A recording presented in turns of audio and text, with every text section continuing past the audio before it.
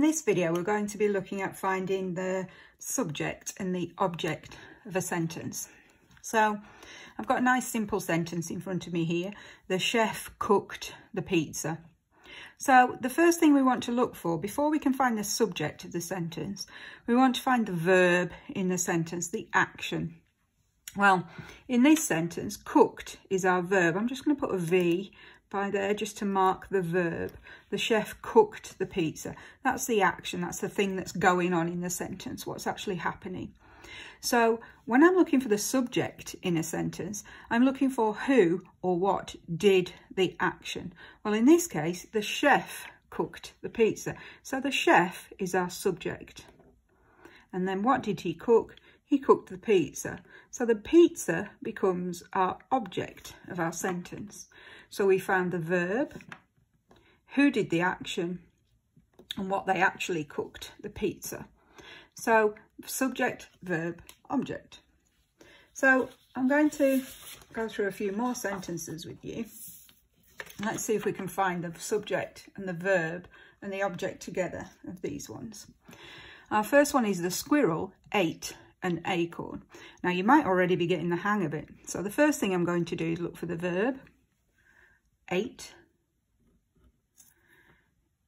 Who did the eating? Or what? The squirrel is the subject. What did they eat? The acorn, object. Billy lost his coat in the woods. So I'm looking for the action. The verb is lost. Who did the losing? Billy. Billy lost his coat.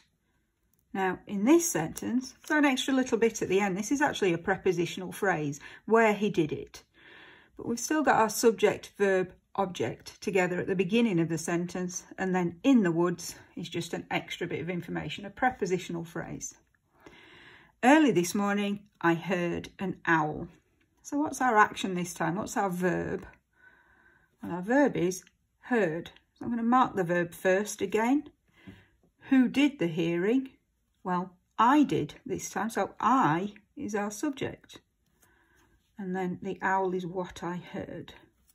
Now, this sentence here, I wonder if you recognise this. This is actually a fronted adverbial when it happened, but the main part of our sentence, the main clause is here at the end. I heard an owl, and it's got a verb, subject, object.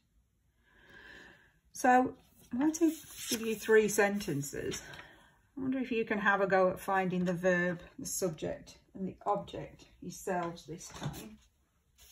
So have a look at number 1, number 2 and number 3. Read the sentences through and see if you can find the verb, the subject and the object. Pause the video now and have a go.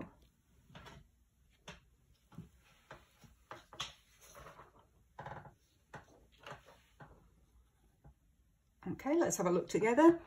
The driver checked his engine. I wonder if you got this right. We've got verb, subject, object. Everybody wore their coats in winter. Verb, subject, object, what they wore. A bit trickier this last one. We've got a verb, we've got the subject, the cat's doing the sleeping. There's actually no object in this one. Again, there's a prepositional phrase at the beginning. So a bit of a trick on that one. I wonder if you got those right. Now, I did trick you a little bit with the last one, but you should have got number 1 and 2 right. If you didn't, go back to the beginning of the video and watch some of the examples again. Okay, finally, let's do something a little bit trickier this time. So again, we're looking for the verb, the subject and the object. So the tables were cleaned by the teacher. So what's the action that's happening? Well, our verb is cleaned. That's pretty straightforward. But who's doing the cleaning? Well, we'd be used to, up to now, looking for the subject earlier on in the sentence. But actually, who's doing the cleaning? The teacher. So this time the subject's right at the end of the sentence. And what are they cleaning? The tables, which is at the beginning of the sentence this time. So we've still found verb, subject, object, but they're in a different place in the sentence this time. A strange sound could be heard. Okay, so heard is our verb. But who's doing the hearing this time? Well, we don't actually know who's doing the hearing. We know what they heard, a strange sound. So the sound is our object, but this time, actually our subject is completely hidden. We don't know who did the hearing. So it makes the sentence a little bit more mysterious. And actually, these two sentences are also written in the passive voice. If our subject is towards the end of the sentence or isn't there at all, then we call that the passive voice. And that's something that we'll work on another time. So thank you for joining in. Hopefully you'll know a bit more about verb, subject and object.